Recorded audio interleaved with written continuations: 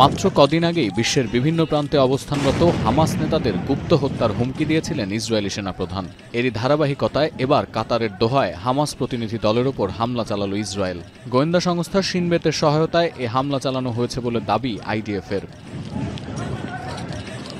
মঙ্গলবার বিকেলে হামাসের এই প্রতিনিধি দলটি কাতারের রাজধানীতে জড়ো হয়েছিল গাজায় যুদ্ধবিরতি নিয়ে মার্কিন প্রেসিডেন্ট ডোনাল্ড ট্রাম্পের নতুন প্রস্তাব নিয়ে আলোচনার উদ্দেশ্যে। আরও অবাক করা বিষয়, ট্রাম্পের এই নয়া বন্দোবস্ত মেনে নিয়ে বিবৃতিও দিতে দেখা গেছে ইসরায়েলি পররাষ্ট্রমন্ত্রীকে, অথচ তার কয়েক ঘণ্টার মধ্যেই হামাসের ওপর এই হামলা চালানো হলো। এক বিবৃতিতে এর দায় স্বীকার করেছে ইসরায়েলি প্রতিরক্ষা বিভাগ, যেখানে দাবি করা হয় দোহায় অবস্থানকারী দলে এমন কয়েকজন সদস্য ছিলেন যারা বহু বছর ধরে হামাসের সন্ত্রাসী কর্মকাণ্ডের নেতৃত্ব দিয়ে আসছিলেন, আর এই হামাস নেতারা প্রত্যেকেই বিভিন্ন দেশে আত্মগোপন করে আছেন।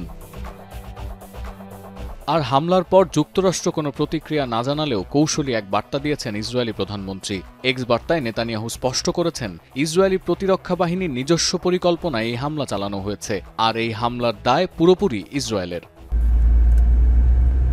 আল জাজিরার তথ্য বলছে, দোহার যে স্থানে হামলা চালানো হয়েছে তার আশেপাশে বহু আবাসিক স্থাপনা রয়েছে, যা ক্ষতিগ্রস্ত হওয়ার আশঙ্কা করা হচ্ছে। এদিকে ইসরায়েলি হামলার তীব্র সমালোচনা করেছে কাতার। দেশটির পররাষ্ট্রমন্ত্রীর অভিযোগ, মধ্যস্থতাকারীদের ওপর এমন হামলা আন্তর্জাতিক আইনের সরাসরি লঙ্ঘন এবং এটি কাতারের জাতীয় নিরাপত্তার জন্য হুমকি। সতীর্থ কর্মকার, এখন বিশ্ব।